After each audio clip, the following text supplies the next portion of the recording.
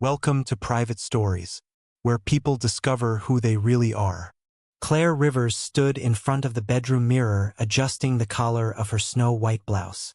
At 35, she carried herself with the quiet confidence of a woman who had spent years building a respected career.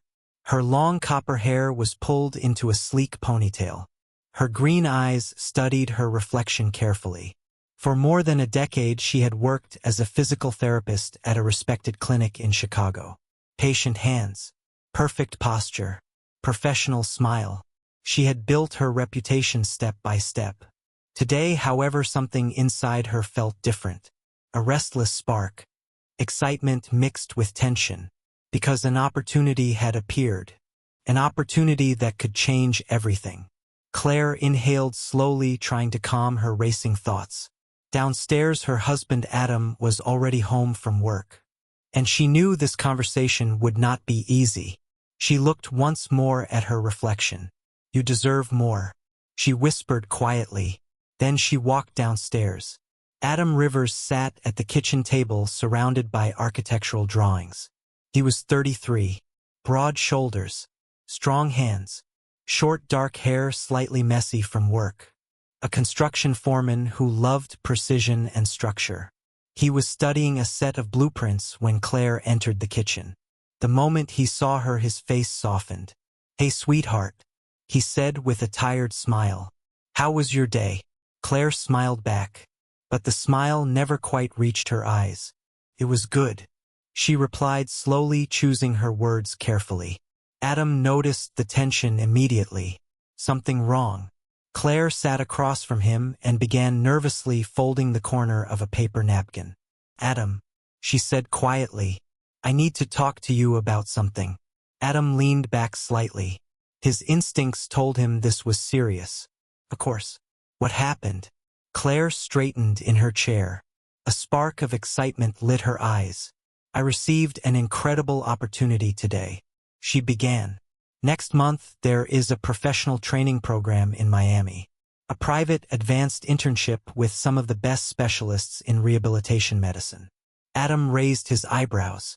"Miami," he repeated. "A resort city." Claire nodded eagerly. "Dr. Nathan Harper personally recommended me." She leaned forward. "This is huge, Adam. I could learn completely new therapy techniques. Make powerful professional connections. This could change my entire career." Adam slowly ran a hand through his hair. A gesture Claire knew very well. It meant he was worried. "I understand it sounds important," he said carefully, "but Miami is expensive. And a whole week away.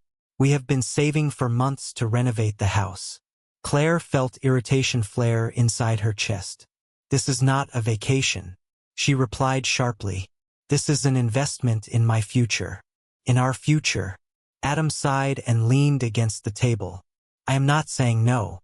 I am just saying the timing feels sudden. Why not attend a local conference instead?" Claire suddenly stood up. Her chair scraped loudly across the tile floor. "You do not understand," she snapped. "This is not some random conference. Dr. Harper does not recommend just anyone for these programs." Her voice was rising, her emotions spilling out faster than she intended. She walked toward the corner of the kitchen where a suitcase sat beside the wall. Adam frowned. He had not noticed it earlier. A sleek, expensive designer suitcase. "When did you buy that?" he asked slowly. Claire barely glanced at him. "Last week. I needed something more professional." Adam stepped closer and looked inside. Several elegant dresses. Stylish resort outfits. Brand tags still attached. His expression darkened. "Claire," he said quietly, "this does not look like medical training clothes." Claire straightened defensively. "It is Miami, Adam. People dress differently there." Adam crossed his arms, his concern slowly turning into suspicion. "This feels like a lot for a work seminar. And Dr. Harper recommended you, right?" Claire froze for a moment. Her eyes flashed dangerously. "What exactly are you implying?" Adam shook his head slowly. "Nothing," he said. "But it is strange that you suddenly need to spend a week in a luxury resort. Alone." With your boss. Claire slammed the suitcase shut. Her patience snapped. I cannot believe you are acting like this. This is the biggest opportunity of my career. And instead of supporting me, you question my honesty. Adam raised his hands, trying to calm the situation. I am just trying to understand. You made this plan without telling me. We are supposed to make decisions together. Claire laughed bitterly. A team. Is that what we are? Because from where I stand, it feels like you are trying to hold me back. Adam looked stunned. Claire grabbed the suitcase handle. I need some air, she muttered before walking upstairs. Moments later, the bedroom door slammed. The sound echoed through the quiet house. Adam remained standing in the kitchen, confused, uneasy, because the woman he had just argued with felt strangely unfamiliar. And somewhere deep in his chest, a cold seed of doubt had begun to grow. Adam remained in the kitchen long after Claire slammed the bedroom door upstairs. The house felt strangely quiet, too quiet. He slowly lowered himself into the chair at the table and stared at the blueprints in front of him. But the lines of the building no longer made sense. His thoughts kept circling back to the same details. The expensive suitcase, the designer clothes, the sudden trip, and Dr. Nathan Harper. For years Adam had trusted Claire completely. She was organized, practical, careful with money. Yet tonight something about her behavior felt different. Defensive, nervous, almost hostile. Adam rubbed his face with both hands. Maybe I am overthinking, he muttered to himself. But the uneasiness would not leave. His eyes drifted toward the staircase. He could hear faint movement upstairs. Drawers opening. The soft thud of objects being packed. Claire was still preparing for the trip. Without him. Without any discussion. Adam exhaled slowly. This was not how their marriage used to work. They used to plan everything together. Every decision. Every purchase. Every dream. The thought made his chest tighten. Minutes passed. Adam eventually stood up and began cleaning the kitchen absent-mindedly. A glass here, a plate there, just something to keep his mind occupied. Then he noticed something on the kitchen counter. Claire's phone. She must have left it behind in a hurry. The screen lit up suddenly. A notification appeared. Adam glanced at it automatically, then froze. Nathan Harper. His stomach twisted slightly. The message disappeared before he could read it. Another notification appeared.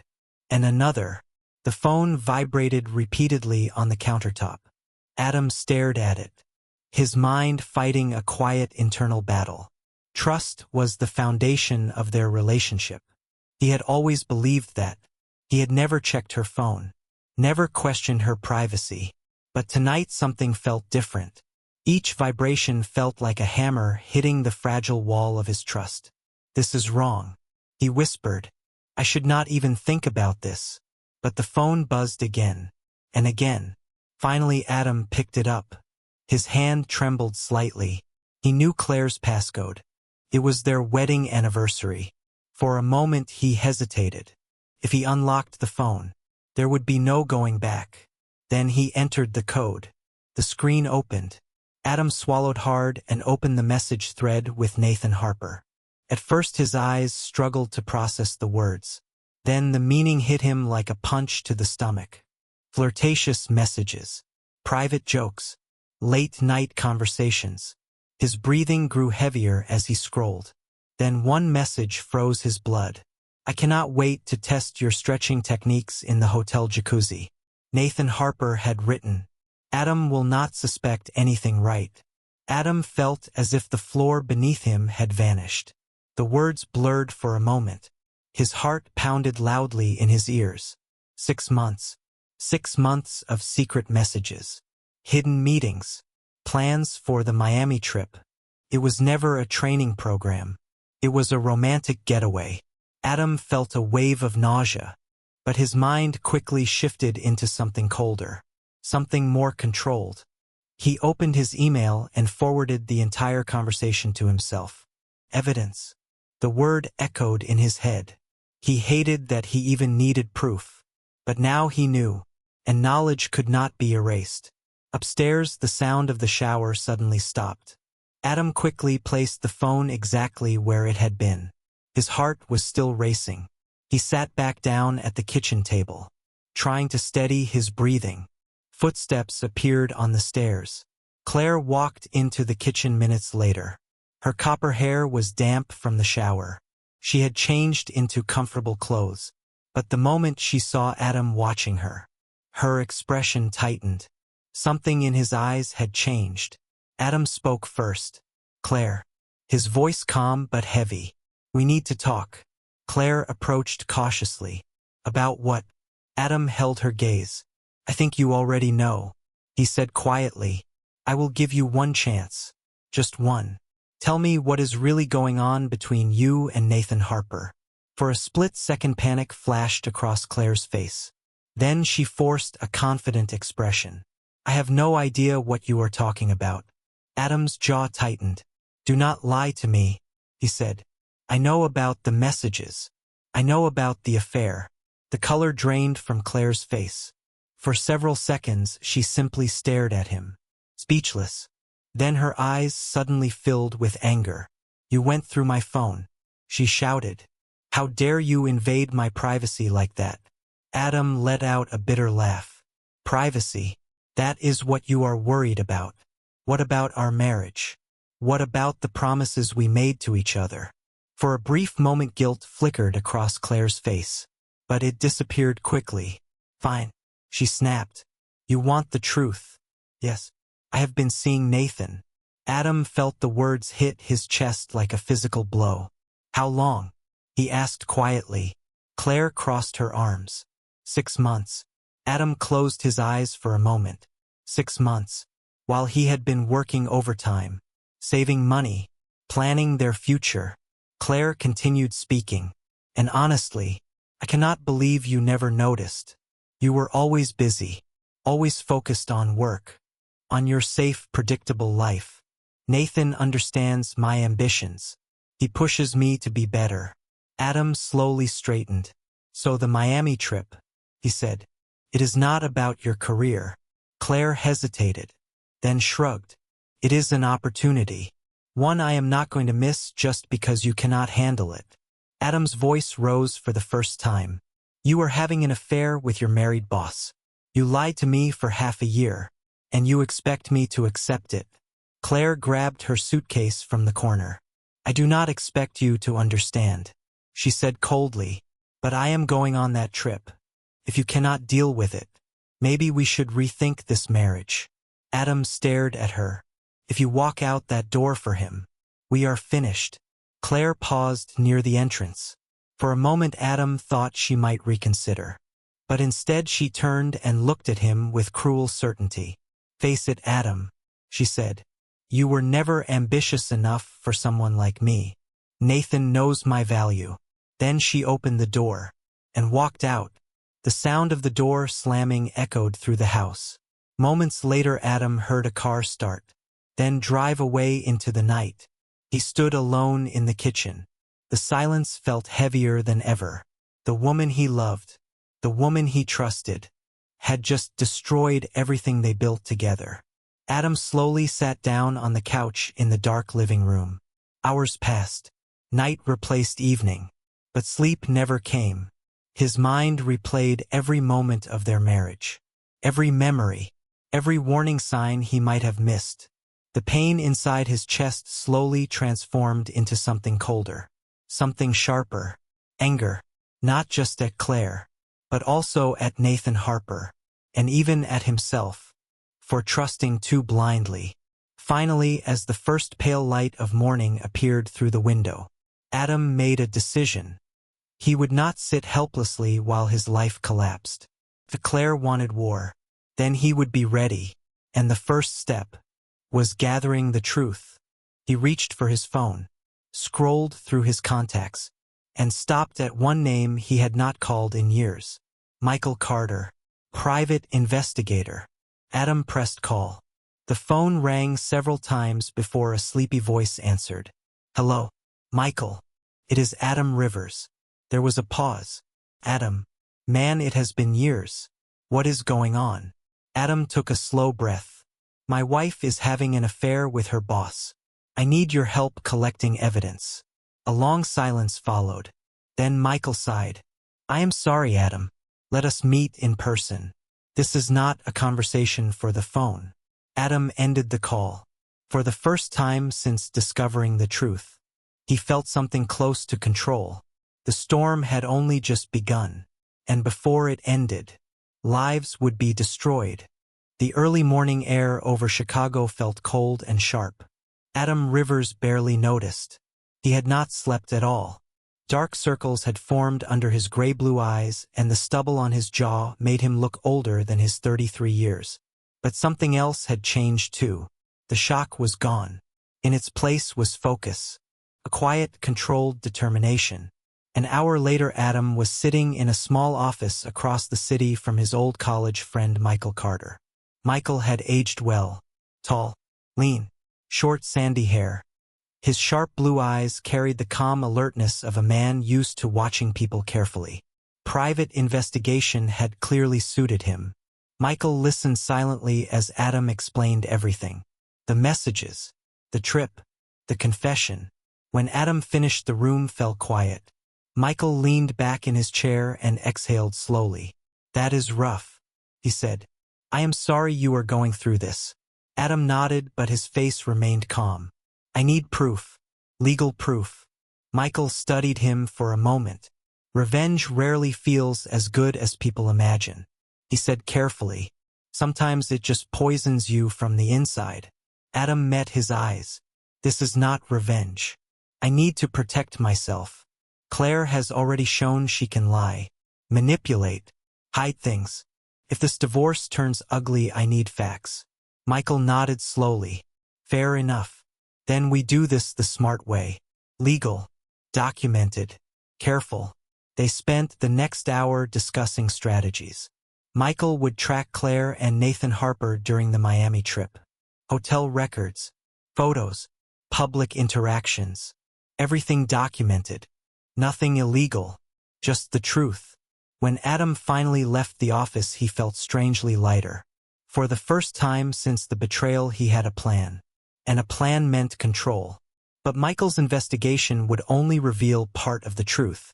Because later that same evening, Adam discovered something even worse. He sat at the kitchen table surrounded by financial documents. Bank statements, credit card records, tax paperwork. At first he had opened them simply out of habit. But then he noticed something strange. Several transfers from their joint account. Small at first, but frequent. Adam frowned and opened the laptop. He began carefully reviewing the transactions. The more he looked, the worse it became. Hundreds here, thousands there. Money transferred to a savings account he did not recognize. His pulse began to rise. Claire had hidden another account. Adam continued digging, tracing the payments, following the numbers, until the trail led somewhere unexpected. The physical therapy clinic. The place Claire worked. Adam leaned back slowly in his chair. His chest felt cold. It appeared Claire had been moving money through the clinic accounts. Possibly hiding funds. Possibly stealing. The scale of it made his stomach twist. Not just betrayal. Not just an affair. But financial fraud. Adam stared at the screen for a long time. Then a thought formed in his mind. Actions have consequences. Quietly he gathered the evidence. Documents, screenshots, bank transfers. Then he sent an anonymous report to the State Financial Investigation Office.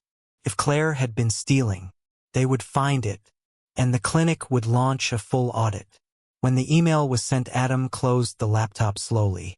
A strange mixture of emotions filled his chest.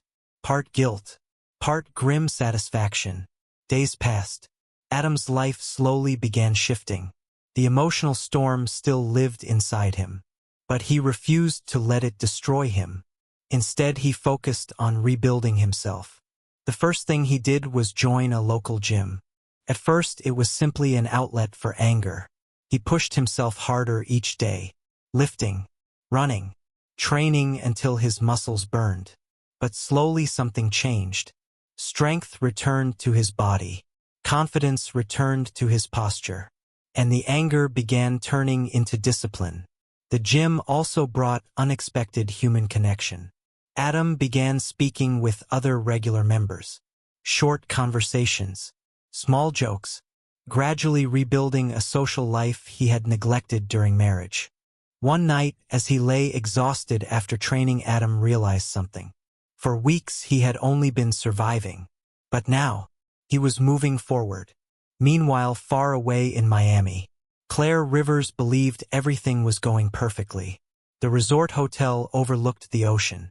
Palm trees swayed gently in the warm wind. Luxury restaurants, private pools, expensive wine. Nathan Harper had booked a beautiful suite. For a moment, Claire felt like the life she had always wanted was finally beginning. Nathan poured 2 glasses of champagne and handed one to her.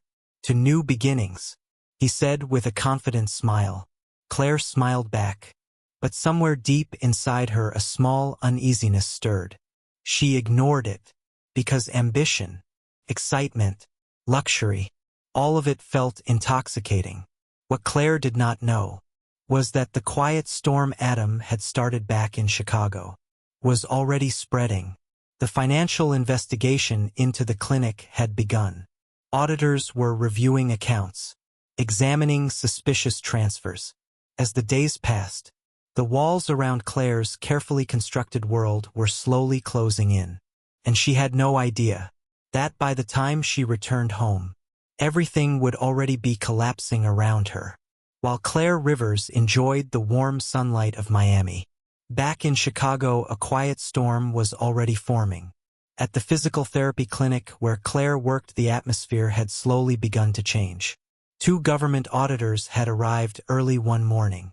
They quietly occupied a conference room near the administration offices. Their presence made the staff uneasy. No one knew exactly what they were investigating, but everyone could feel tension spreading through the building.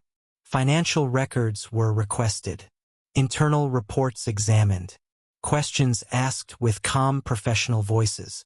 At first, the clinic manager believed it was just a routine review, but as the hours turned into days, the questions became more specific, more uncomfortable. Transfers between accounts, unusual withdrawals, irregular financial patterns, and one name kept appearing repeatedly in the paperwork: Claire Rivers. 3 days later, Claire finally returned from Miami. Her suitcase rolled behind her as she walked confidently into the clinic lobby. Her copper hair shone in the morning light. She wore an elegant cream-colored coat and expensive heels. For a moment she felt proud.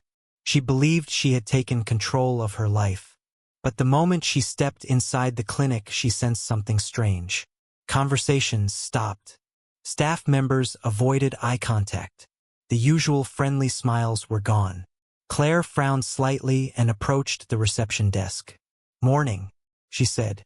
The receptionist forced a polite smile. "Morning, Claire. The director would like to see you in the conference room. Right now."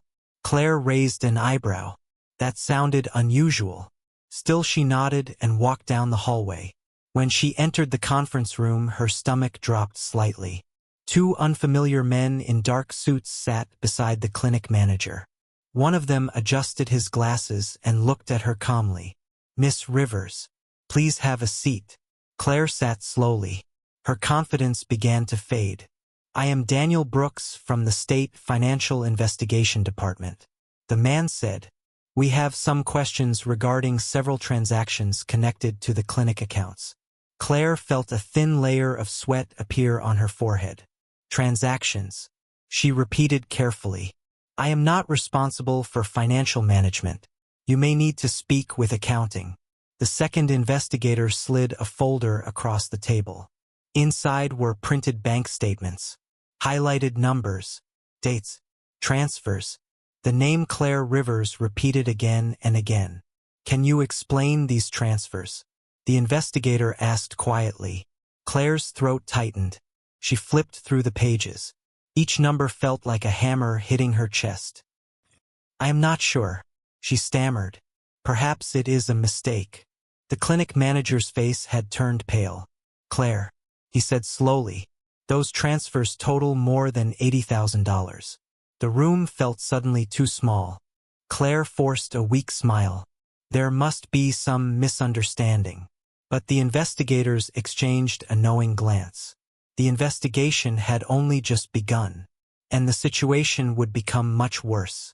Meanwhile, another crisis was unfolding in the personal life of Nathan Harper.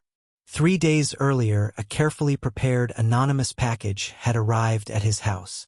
Inside were printed screenshots, messages, photos, hotel reservations, proof of the affair. Nathan's wife, Victoria Harper, had opened the envelope. Victoria was not a quiet woman. She was powerful in local charity circles, respected, connected, and when she discovered the betrayal, her reaction was explosive. Nathan returned home that evening to find the documents spread across the dining table. Victoria stood beside them, her arms crossed, her expression cold as stone. "Care to explain?" she asked. Nathan's heart nearly stopped. The argument that followed shook the entire house. Shouting, accusations, broken trust. And by the end of that night, Victoria had already called her lawyer. Nathan's carefully built reputation had begun to crumble. The consequences spread quickly. At the clinic, rumors exploded. Staff whispered in hallways. Nurses exchanged worried glances. Everyone sensed something serious was happening.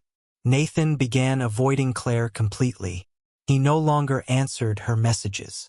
When she tried to approach him in the corridor, he barely looked at her. One afternoon, she cornered him near his office. "Nathan, what is going on?" she demanded. "Why are you ignoring me?" Nathan looked around nervously. "Keep your voice down," he hissed. "Everything is falling apart. My wife knows. The auditors are here. We need distance. Professional distance." Claire stared at him in disbelief. "After everything, you are abandoning me." Nathan rubbed his temples anxiously. "You do not understand. My reputation, my career. This has to stop." Claire felt the ground beneath her confidence begin to crack. For months she believed Nathan was her partner, her ally, the man who understood her ambition. Now he was stepping away, saving himself, leaving her alone to face the consequences.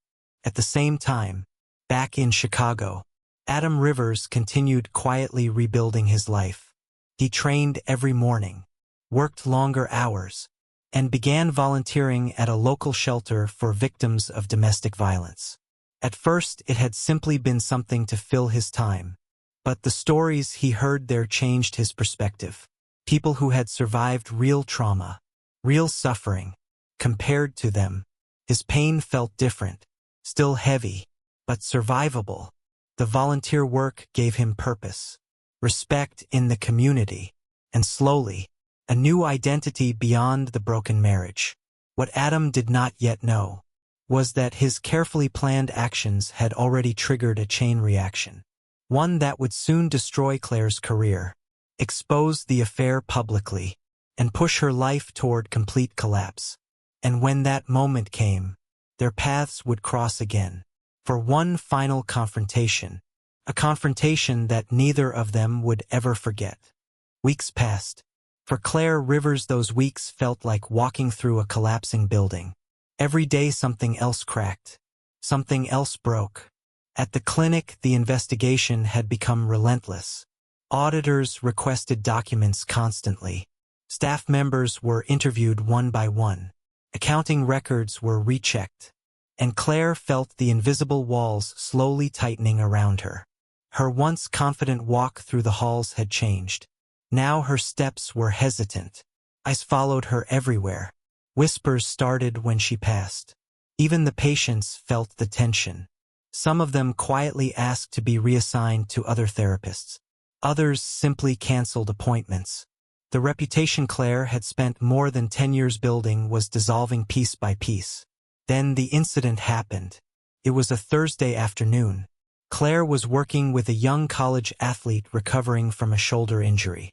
Her mind, however, was not fully present. Her phone had been buzzing all morning. Lawyers, investigators, messages that only increased her anxiety. During one stretch movement, she pressed too hard. The athlete suddenly shouted in pain. "What the hell?" he yelled, grabbing his shoulder. "That hurt." Claire froze. "I am sorry," she said quickly, but the damage was done. The patient filed an official complaint, and that complaint became the final blow. That evening, the clinic board held an emergency meeting. The decision was unanimous. Claire Rivers would be suspended immediately pending the results of the investigation. When she cleared her desk the next day, her hands trembled. Colleagues who once greeted her warmly now avoided her eyes. Some looked angry, others simply disappointed. Nathan Harper was nowhere to be seen. The man she had risked everything for had disappeared from her life completely, carrying a small cardboard box of personal items. Claire walked out of the clinic doors. Her career, her reputation, her future, all suddenly uncertain. But the worst part was still waiting for her at home. That evening, Claire drove back to the house she once shared with Adam. The sky above Chicago was dark with approaching rain. Her head was spinning. Investigations, lawyers, Nathan ignoring her. Everything felt like a nightmare. She inserted the key into the front door, her hands shaking slightly. When the door opened, an eerie silence greeted her. The house felt empty, cold. "Adam," she called. Her voice echoed through the hallway. No answer. Claire walked slowly into the kitchen, her heels clicking against the floor. Then she stopped. On the kitchen island lay a thick stack of papers. Her heart began pounding. She approached slowly. The first page made her blood run cold. Divorce documents. Claire felt her legs weaken. She dropped into the nearest chair, her hands shaking as she flipped through the pages. Legal statements, property division, financial claims. But that was not all. Attached to the documents was a thick folder. Across the front, someone had written one word: evidence. Claire opened it with trembling fingers. Screenshots of her messages with Nathan, bank records, statements from coworkers, documents showing the hidden transfers. The room began spinning. "Oh God," she whispered. "How did he find all this?" As if answering her question, the front door opened behind her. Claire turned. Adam walked calmly into the kitchen. His posture was straight, his expression unreadable. "Hello, Claire," he said quietly. "I see you found the documents." Claire stood up quickly, her voice shaking. "Adam, I can explain." He raised his hand. "Stop." His calm voice carried a weight that made her freeze. "Can you explain the affair? The financial fraud, the damage to your patients?" Claire felt the panic rising inside her. "You read my private messages," she snapped. "You spied on me." Adam shook his head slowly. "You lost the right to privacy when you chose betrayal." His voice remained calm, but behind it Claire sensed something unbreakable. She tried another approach. "Adam, please," she said softer. "We built a life together. Do not destroy it over one mistake." Adam's expression hardened. "One mistake? Claire, you lied for 6 months. You stole money. You ruined your career. That is not a mistake. That is a pattern." Desperation began flooding her mind. "You want to know why I did it?" she shouted suddenly. "Because you were never there. Always working. Always focused on your construction projects. Nathan made me feel alive. He understood my ambition." Adam stared at her quietly, then said something that completely stunned her. "I slept in the guest bedroom for 3 weeks. You never noticed." Claire blinked in confusion. She had been so consumed by the secret relationship. She had not even realized. The realization hit her like a wave. Adam continued calmly. "You were too busy destroying everything to notice anything else." Something inside Claire snapped. "Fine," she shouted. "I do not regret it. Nathan gave me excitement, passion, everything you never could. The moment the words left her mouth, she saw something change in Adam's eyes. Pain, followed by cold certainty. Thank you, he said quietly. That is exactly what I needed. Adam reached into his pocket and pulled out a small remote control. Claire frowned. Then Adam pressed the button. A small red light blinked on inside what Claire had always assumed was a smoke detector in the corner of the kitchen. Her eyes widened. You recorded me. Adam nodded slowly. Legal security cameras in shared areas of the house. My lawyer says the recording is admissible. Your confession will help the court understand everything. Claire felt the last pieces of control slipping through her fingers. In desperation, she grabbed her phone. I will call Nathan, she said quickly. He will help me. Adam said nothing. Claire dialed the number. The call went straight to voicemail. She tried again. Same result. Then she opened her messages, her hands shaking. One line appeared on the screen. Message not delivered. Nathan Harper had blocked her. No, she whispered. Her phone slipped from her fingers and hit the floor. Adam watched silently. He did not look angry, only tired. Nathan is protecting himself. Adam said quietly, he will not save you. Claire slowly collapsed onto the kitchen floor, the reality of everything finally crashing down. Adam picked up the divorce papers. You will sign these, he said calmly. My lawyer will contact you regarding the property, though considering the financial evidence, you will not have much to argue. He picked up a travel bag near the door. I am moving out. You can stay here for now, but with your financial situation, I doubt you will be able to afford it for long.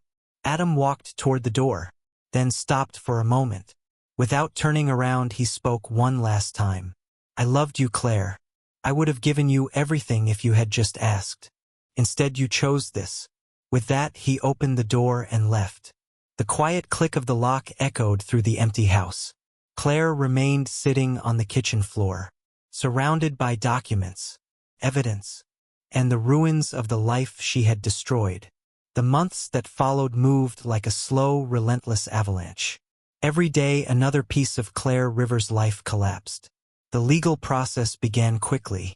Divorce hearings, financial investigations, professional disciplinary boards.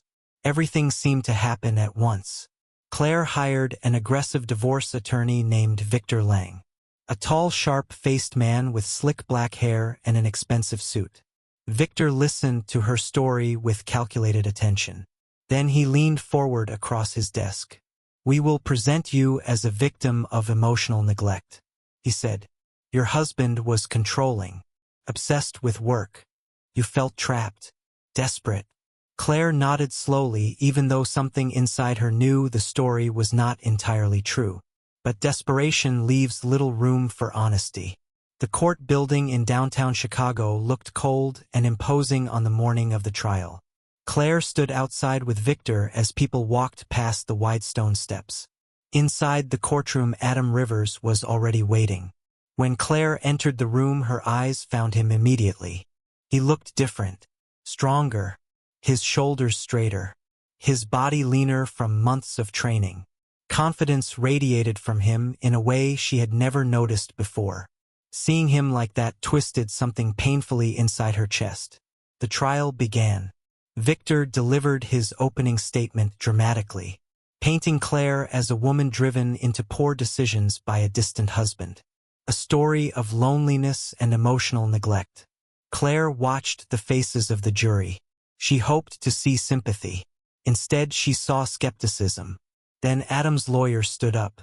Her name was Olivia Grant, a calm, composed woman with sharp, intelligent eyes. She walked slowly toward the jury and began presenting the evidence. Screenshots of Claire's messages with Nathan Harper appeared on the large courtroom screen. The room filled with quiet murmurs. Then came the financial records, charts, transfers, hidden accounts. Each document added another crack to Claire's carefully built defense. Adam was called to testify. He stood before the court with quiet composure, his voice steady.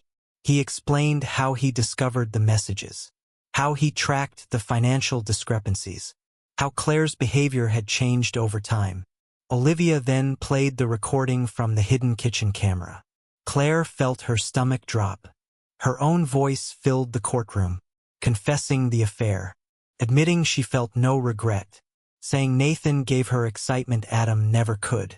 Every word echoed painfully through the room.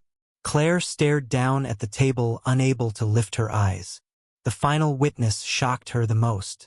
Nathan Harper himself. He walked into the courtroom, avoiding her gaze completely.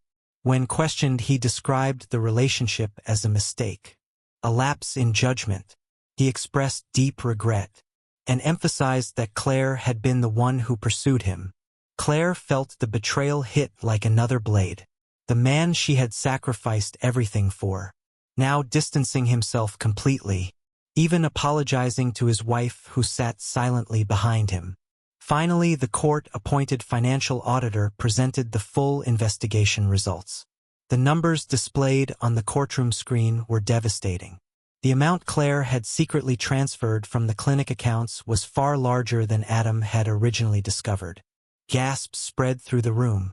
Even Adam looked surprised by the scale. The jury deliberation was short, painfully short. When they returned, the verdict was clear.